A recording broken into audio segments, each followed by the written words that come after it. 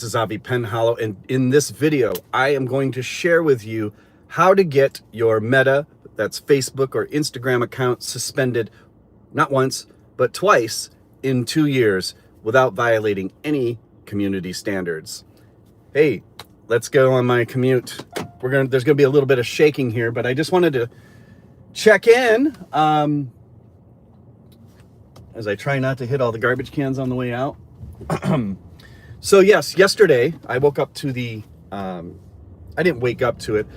I went to work and was very busy. I'm closing out the year, doing a lot of, business related stuff. I went to open my phone and there was an email notification from Meta. And Meta says, your account has been suspended for account integrity. Yeah, I don't know if you've ever experienced this. Now, this is not Facebook jail, okay? Everybody likes to be a martyr and talk about Facebook jail and how they were put in there for, innocent, quote unquote, free speech. And this is really the subject I want to get into on this car ride with you. Is this about free speech? What has happened to Meta in the last few months since the relaxation of the community standards rules in the name of free speech? And then discuss my personal situation, which involves a Fox News anchor. And so later on, I'll explain to you who that is and some suspicious activity happening on her end with my account. Very interesting. So for those of you who don't know, I am a provocateur of sorts. And I like to basically push back when I find lies and misinformation online. I like to push back. I create memes and other tasteless things online. So what happened was I noticed that I started to be followed by one of these Fox News anchors, and at first I thought it was a fake account. Like, there's no way that these people are gonna care to follow me, small potatoes, right? Well, this person continued to like my posts, heart my posts, never the angry face or never a response. And the posts that this person was liking and hearting were very, very anti, let's just say, current regime. And they were very sarcastic responses to propaganda, typical of the network that this person sits on. So then I thought to myself, all right, first of all, this account's not real. Let me just check. Everybody fakes the celebrities and that kind of thing. But sure enough, I check it. This woman is not a major anchor on Fox News, but one that you will see from time to time. And it was her account. It was verified, Meta verified. And I'm going to reveal it later, but I'm looking into some things right now that I don't want to share here. So this happened for a couple weeks, no, more than a couple weeks, probably about 3-4 weeks. And I noticed that this person was not only liking and hearting my sarcastic remarks to, Fox News, Newsmax, and the administration's official channels like the Department of Education, Department of Energy, Department of Defense, of course. And so I was curious. So I sent a private message and I said, is there a reason that you are liking and engaging with my content? No response. And then I sort of forgot about it. It's a busy time of year for me, so I was planning to look into it more next week when I start vacation. That slipped my mind. But yesterday, as I was brainstorming with my virtual chat GPT assistant on the way after work, it came to my memory, what was that all about? Why was that person following me? And could they possibly have something to do with my account suspension? Now again, I just posted, I have a new Facebook account under my rebranded name, Stephen Penhallow. So if you are one of my friends and you get a request from me, yes, it's me. So yeah, there's a lot of different ways I could go this morning on this issue because there's more to this story that I want to tell you. I'm just not sure I'll have time to finish it all, but let's go to one other thing. So 2 years ago, my Facebook account was not suspended. I want you guys to understand that. There's a difference between an account suspension, temporary and suspension, and your account being deleted. I'll tell you that story first. I came home from work and I went to the public library to work because I've been writing a book. It's still not finished. And I go to the library, it's a nice quiet space. I sit down to write the book and I opened up my social media for some reason. I had just started several pages, one for my wife and I's business, one for the proximity portal, which you're watching now, and a few other pages for professional reasons. And then all of a sudden I couldn't access them because it said your account has been permanently deleted and is not recoverable. Whoa! I'm used to getting, all of you who have ever bantered with somebody online, you're used to getting like a warning or a temporary pause in your account. No, this was just straight out, your account has been permanently deleted. Now again, the funny part, on that day, now this is a couple years ago, on that day, I wasn't even online when it happened. In fact, I had just checked my social media before I left work, and then I drove to the library about 15 to 20 minutes. And so whatever happened within a 15-minute period. Now, on that one, I kind of figured out that somebody had hacked my account, because that time Facebook gave me some reasons. It didn't get specific, and they never will. But I knew that there was no activity at the time, and so therefore somebody had definitely hacked my account at the time. So I went in and changed all my passwords to everything else, but unfortunately I lost pretty much every professional page that I created and started to advertise and get people to follow. That's when this proximity portal first started officially. And so I had no access to any of that. I've since learned my lesson. So if this has ever happened to you and you operate pages, not just to Facebook and Instagram account, but you operate other pages through your account, be very careful. One way to avoid that is to share administrative privileges with somebody else, with another account. Otherwise, you will never be able to recover your account again, to my knowledge. And there is absolutely, the other thing I found out, so the first thing is, don't ever start a page if you want to keep it, especially if it's for a business, for anything like that is very important to you. Do not just be the only administrator on that account. Give it to your spouse, give it to your significant other, give it to somebody else who's working in your business so that they can access it and restore the account or keep the account going while you either fix your problem or get it back on. But I want to get back to this Fox News anchor and the current situation in just a second. But back then, I didn't know any of this. And that's when I discovered that Meta and Facebook have zero humans working to resolve issues like this. And if you've ever been in this situation, you know that this is the truth. So they pretend, just like a lot of companies nowadays, they don't have a real human being. The first thing was to outsource to countries like India and the Philippines, to outsource customer service to places like that, because of course cheap labor and things like that, less regulation, and that's that ties into a lot of things right now. But then now with chat bots and AI and it's no longer necessary to maintain large crew, or a crew, of people working human, engagement with, in this case, users, but customers in other industries. It doesn't exist in Meta at all.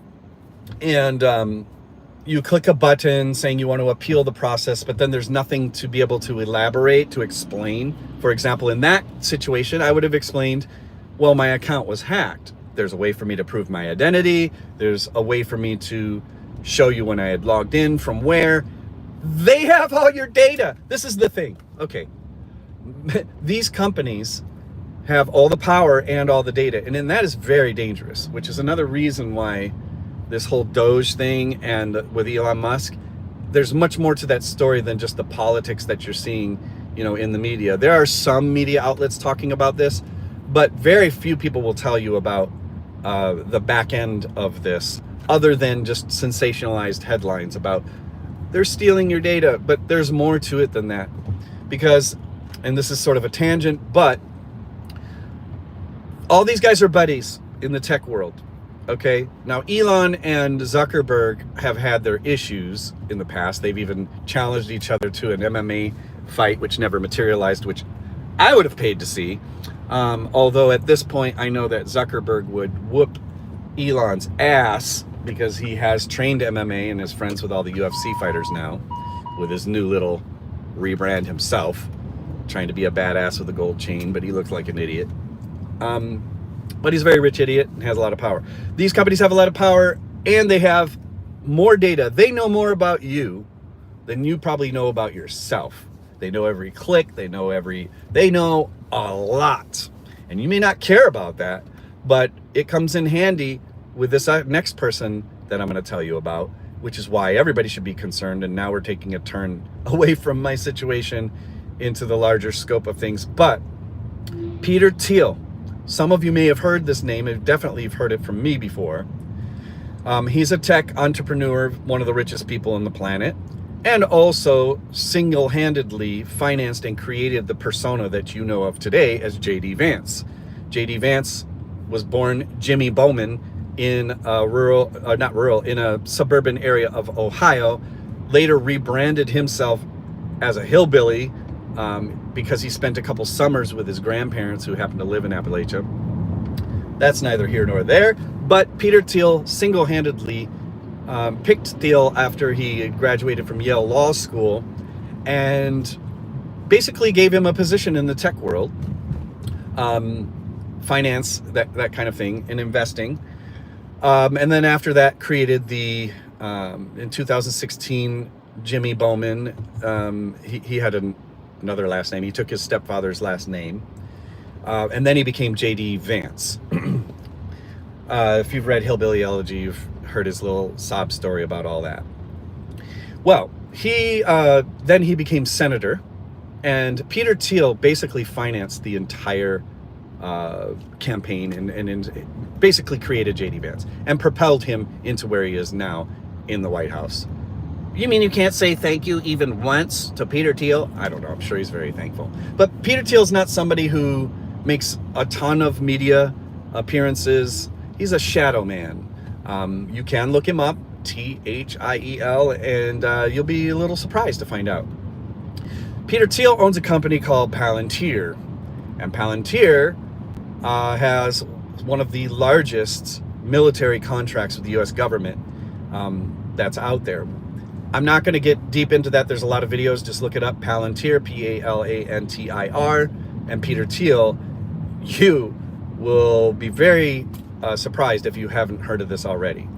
But this man is an expert at the Palantir is a company that basically focuses on data mining, spying, and weaponization of data. And they're getting billions of our tax money in our national defense. Give me a moment.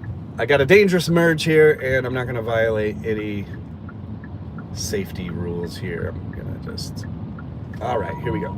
So anyway, Palantir was created many years ago, but it's the same company. So Peter Thiel and Elon Musk, here's how it comes full circle, were partners in the early days of their tech adventures. That's how they know each other. And these guys kind of share a philosophy called autotechnocracy. Please look that up. And autotechnocracy is basically the rule by the elite technology experts. This is not a conspiracy theory. It's very Peter Thiel states this openly, that he does not believe in democracy. He believes in the rule by the few, and especially those who are tech wizards. Now, Elon Musk doesn't really talk about it in the same way. As you know, he talks mostly about efficiency and that kind of thing. And Peter Thiel and Elon Musk do have some differences of opinion. But Peter Thiel is definitely someone who does not believe in democracy. And he believes in an elite group of techno wizards. Now, Elon and he they're all related. This is what I'm trying to get at. Zuckerberg, and this is how it ties into our meta story and my account getting suspended, was an outsider to that group. They didn't respect Zuckerberg very much.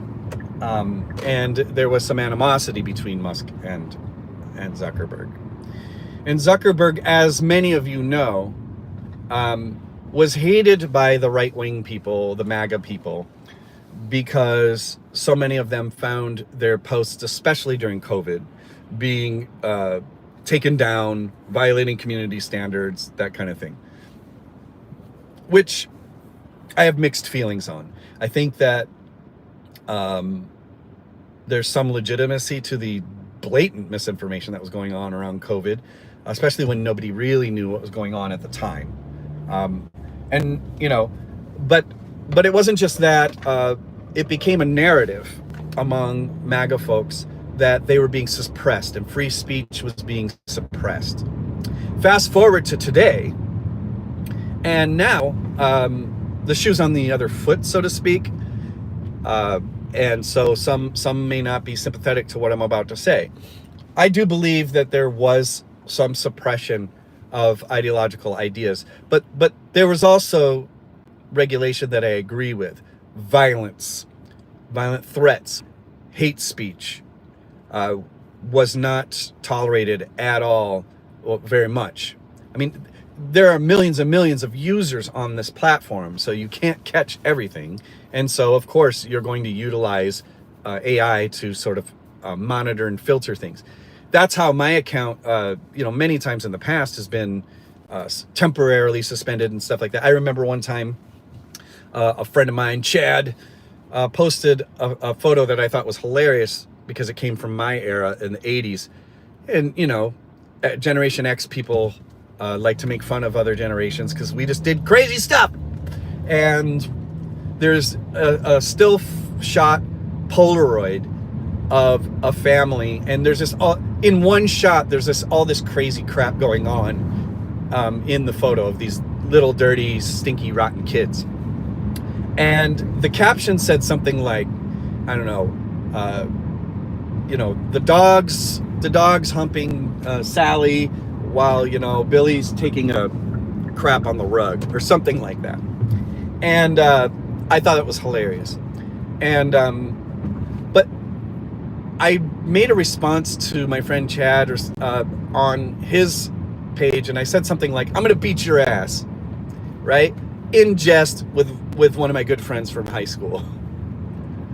I wasn't thinking, like, of course that's gonna trigger something when, it looks like a violent threat.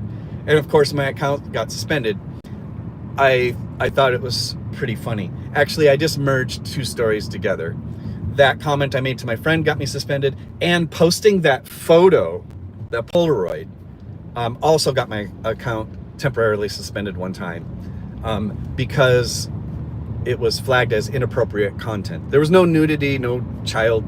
It was just a photo from the 80s of a typical, like, childhood memory type thing of chaos. So those kind of violations are understandable, right? If a photo or an image is questionable, that kind of thing, of course, it should be taken down and reviewed and that kind of thing.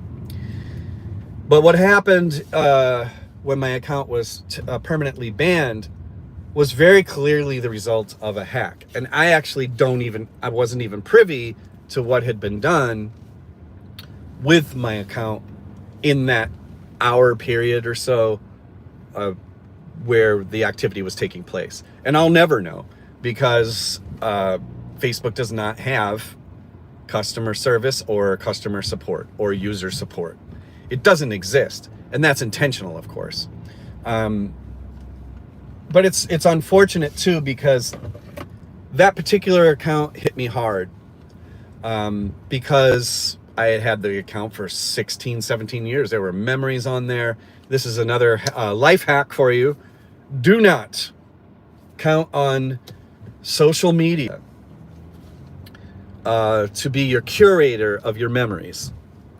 Do not do that, please, for the love of God.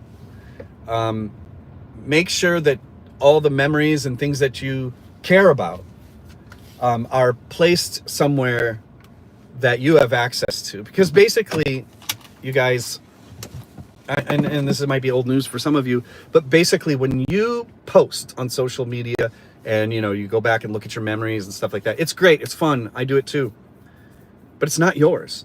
Anything you post on Facebook becomes their property, basically. And so every once in a while you'll see these BS posts that people do saying Facebook is not authorized to use my data. That means absolutely nothing. When you sign up for an account, how many of you sit and read all the fine print on the account? None of you. And in there it gives provisions for Facebook. Basically it's like, you're not selling your data to us, you're giving your data to us. In 2016, Andrew Yang, some of you may know who that is, ran for president.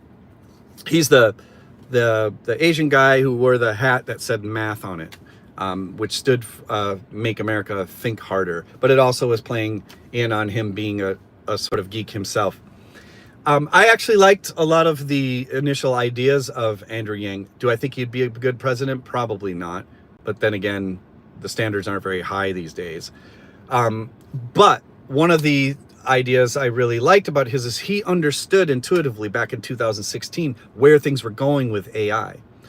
Pretty much everything he said is now happening. And his big thing was data is the oil of the 21st century. That was one of his common themes. And what did he mean by that? Well, oil is what fueled the big robber barons, tycoons back in the Gilded Age, which amassed in extraordinary amounts of wealth. Well, data does the same thing now. And most people don't think of it because it's not like a hard commodity the way gold or oil and all these things are. But data is extremely important. And all of this ties together. If it sounds like I'm flying all over the place, it's because I am. But all of these things connect together. That's what's important for everyone to understand. All of these things connect together. Palantir, that I mentioned earlier, there is a reason. They have one of the largest government contracts, billions and billions of dollars, going into Peter Thiel's company, Palantir, which can basically locate any person on planet Earth, find them. I mean, you want to talk about, invasion of privacy and all that other kind of stuff. Palantir is being paid by the government. This is a private company, right? Who basically goes to the military and says, we can solve a lot of these problems, with spying and all that kind of stuff through data. I mean, it's insane. Well, there's not that much different between data collection with Palantir and that of the social media platforms that we use. Facebook, Instagram, all of those. So some of the concerns people had with TikTok and all of that kind of thing. I mean, I'm a big, I love TikTok myself, but, there are legitimate concerns there. Here's another weird little one, since we're like flying all over the place today. Senator Josh Hawley of Missouri. If you remember, he's the guy that pumped his fist on January 6th and then later was like scurrying down the hallway running from them. That Josh Hawley. I came to know Josh Hawley when I was in my PhD program in Missouri, and then realized, oh, he's the senator of this state. Oh, he's the guy that's stirring up people before January 6th. And I was putting out videos back then on a different channel And I'm actually going to repost them here just to prove that like some of the things I say are legit. Prior to January 6th, I was telling and warning people something really bad is about to happen. And it's not just because Trump's going to lose, but it's because of the rhetoric that was coming out of his mouth prior to that was feeding into all of these conspiracies, and then even the evangelical charismatic right. I did a couple videos on that because they were these things called the Trump prophecies. And I'm looking at this and I'm analyzing it because that's what I do. And I'm thinking to myself, there are a lot of people who are going to have some cognitive dissonance happening when this all goes down in November. And I was putting out videos about that. I had this feeling something really bad is going to happen. And sure enough, on January 6th, I am all over the place today, sorry. But on January 6th, I was at home doing some of my doctoral work, and I tuned in, of course, and as all of you saw in live and in real time, what was happening at the Capitol. Well, I immediately made a video directed at Josh Hawley saying, why are you not out there? Why are you not telling people to go home? Not just Trump, but all of these leaders that knew what was coming. There's a reason I'm talking about Josh, and I'll come back to it in just one second. And of course he didn't respond, but from that moment, that's how I knew who Josh Hawley was. Now I see Josh Hawley as, we'll do a deeper video on him later because he is someone to watch, along with Peter Thiel and these other people. Josh Hawley is priming himself for the presidency. It's very clear he's carving a role, and Josh Hawley is no dummy. He is extremely sly. He's very well educated, and he's got his ear to the ground on a lot of stuff, especially right now. And you don't hear a lot about Josh Hawley in the news right now, but you should listen to what he's saying right now because he's right about a couple things. And I am no conservative, but like I said, he's smart. And so he's got his ear to the ground. He realizes that this most recent election that Donald Trump got elected was largely because of working class white folk. Okay. And who a lot of them traditionally are on the Democrat side or non-voters. But the Trump MAGA movement was able to galvanize the white working class in this last election. And that's what, if it was all legitimate, pushed him over. And I say that because I do have some questions about this most recent election, but it has, it's not a conspiracy more than it's based on the amount of money that people like Elon and them were pushing into the campaign. Money doesn't always win elections, and the Democrats are very good at raising a lot of it. But there is that aspect. But Josh Hawley realized that he wasn't going to be a contender this time around. So he sort of withdrew, and he went in a direction that you should know about. Josh Hawley wrote a book called The Tyranny of Big Tech, where he addressed his grievances against the monopolies, against Facebook, against Elon Musk and all these other tech billionaires and companies, because they have an immense amount of power. They have an immense amount of power. And he's not wrong. I completely disagree with Josh Hawley ideologically on almost every political issue. But when it comes to what's going on in the tech world and the power that they wield, he's right. And he's got a lot of very, very good points. He's also right. He's issuing warnings to the GOP and the Republican Party and the MAGA movement right now. He's telling them, you're going to lose these people that helped get you elected if you pass these bills that are going to adversely affect them. He even spoke about the tariffs and things like that. So he is a conservative. He's very, very right wing, but I think he's more like a utilitarian in the sense that he's going to use what works to get himself into power. I'm not quite sure his convictions are are really authentic. You can say that about most politicians. But the point here is that I think a lot of people didn't expect Trump to win the presidency and Hawley included.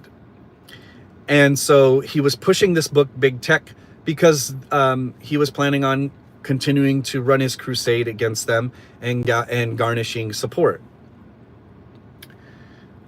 But then in January, Hawley fell silent. All of a sudden, this person who was on a big book tour and like pushing against big tech suddenly stopped talking about it. And I noticed, because I follow these things. And I guess this video has gone to a different direction, and I'll come back on later to talk about what happened with my Meta accounts being suspended yesterday.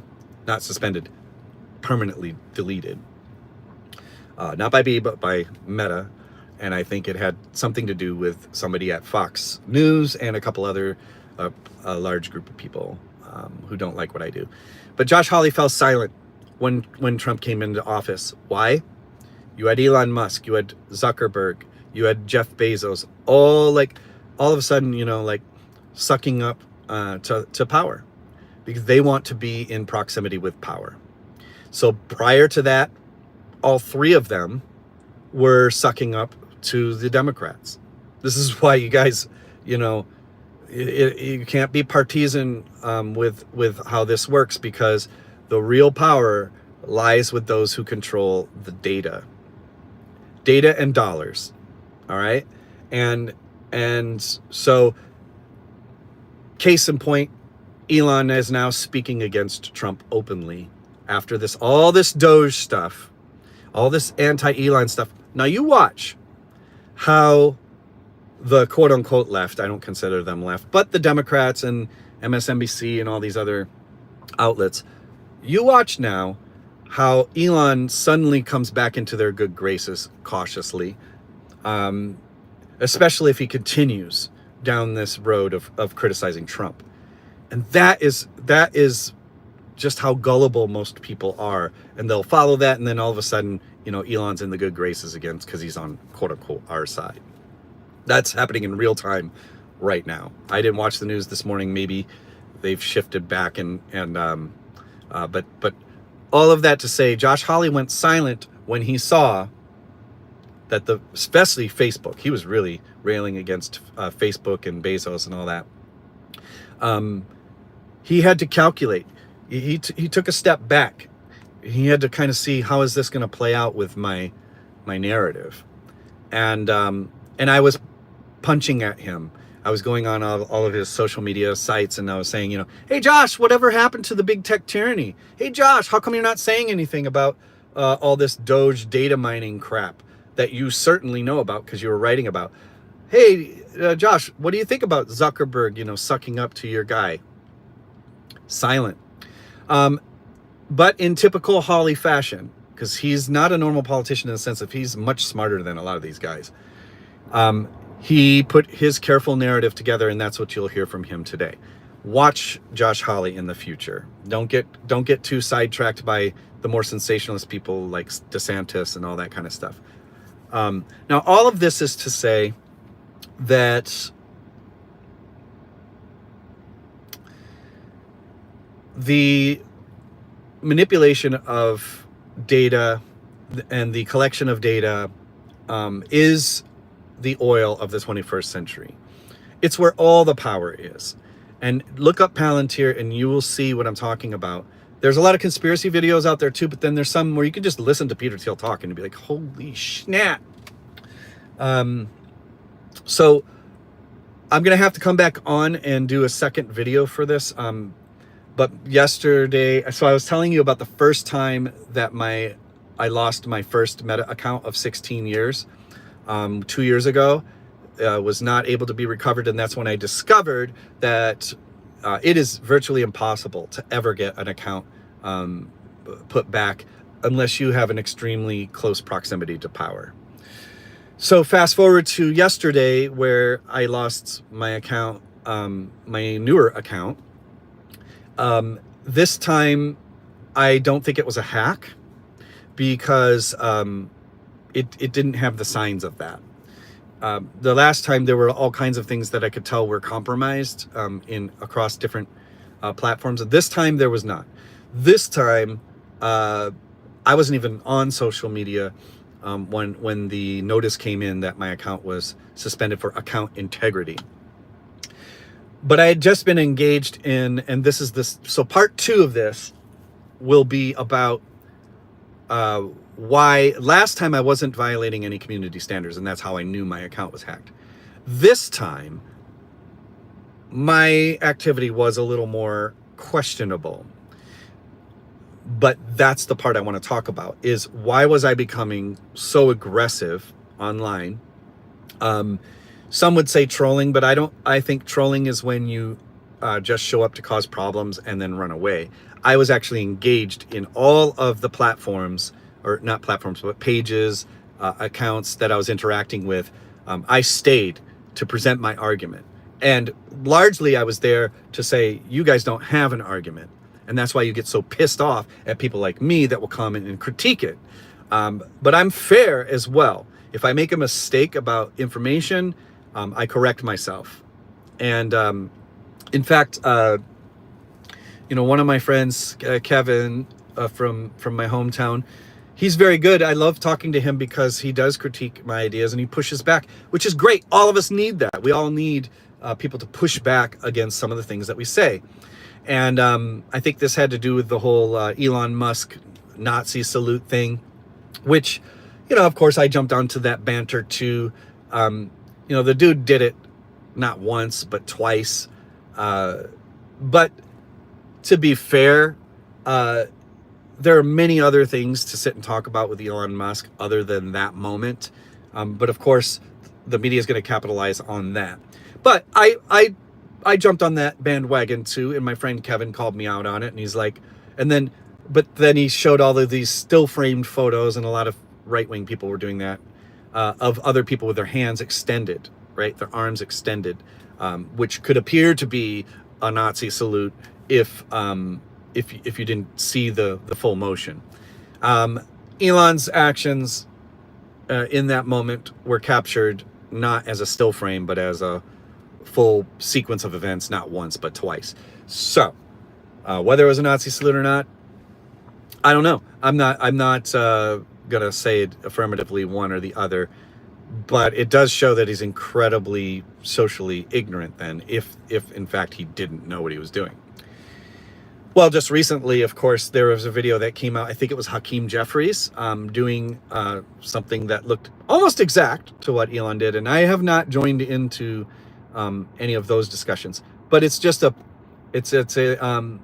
so someone, and I wasn't actually privy to that one, and my friend pushed back on me on that and said, hey, look, here's another person doing it. Are you going to have the same outrage? So that's like a legitimate back and forth type of argument. And I push a lot of these pages and platforms of these really, really, really hateful pages. I mean, we're talking like stuff that was never allowed on Facebook prior to January of this year. Now almost anything goes. I have had direct threats, violent threats to me that I've reported. Nothing happened. I've had extreme hate speech that I've reported. And I'm not just talking about, I'm talking about like legitimate dehumanization and attacks on human beings. And I would submit the reports. It comes back. We found that this didn't violate our community standards. So I will tell you this. Nothing that I did was any more extreme than the at least 100 things or more, hundreds of things that I reported over the last couple months. Nothing that I did was like those things that did not result in account suspensions or the post being taken down. I wish I would have screenshotted a lot more. I do have some, so I'm going to go through my old phone and all that kind of stuff and present those in the near future. But my account was suspended, I believe, because I was being very aggressive with certain departments in the under the current regime. I had it so that I would get a notification once they posted, so that I could be at the top with my aggressive posts with these departments that have been hostilely taken over by unqualified people. And I not only did that, I was providing analysis and instant critique of what was being posted and published on these sites, using technology, of course, to help me do that in real time. And I do believe that that was noticed, and partially the reason that, maybe the reason that my account was suspended. Not suspended, permanently deleted. And then the last thing was, there are groups of people, and it's known, if you can target a person if you have mass reporting all at once of a person. You can organize a campaign against something you don't like that somebody's saying. And I believe that that could have happened because some of these places where I was posting were groups that were very hostile to what I had to say. And then finally, there's this Fox News host who suspiciously started following my account and suspiciously liking lots of my posts, not only liking, but the little heart, on posts that were very, very against the narrative that's often pushed on her network. I'll give you the name of that person in the next video. Please like and subscribe to the Proximity Portal. My name is Avi Penhollow. You can really help by subscribing to the channel, liking this video, because this is going to be the big outlet where I'll share more of this stuff with you. This was just my car ride to work. I do have to get in there now. I'll tell you more about this Fox News host. It was legit. It wasn't an imposter account. This was the person. I sent her a private message asking why she was liking my posts. Could she elaborate on what her interests was? No response. And shortly after yesterday, my Facebook account was permanently deleted. I have a new one. It's under my birth name, Stephen Penhollow. If you get a request from me, it's me. And if you want to try to find me, I guess you could just look up Stephen Penhollow on the Meta platform. You will not find any of my previous activities on this account. This is just for family and friends and my businesses. That's it. I'm not going to engage with this account on those in those activities, because I can't afford it for some of the reasons that I'm dependent on the platform that I would very happily celebrate if it was ever dismantled. All right. Please don't forget to like and subscribe to the channel. I love you guys. If you have any questions or comments about anything that I'm saying, please drop them down there. I do interact with everything that I see. And I can't, speaking of seeing, I can't even see this morning. I'll check your comments, and I will respond. All right. Take care, everybody. Bye-bye.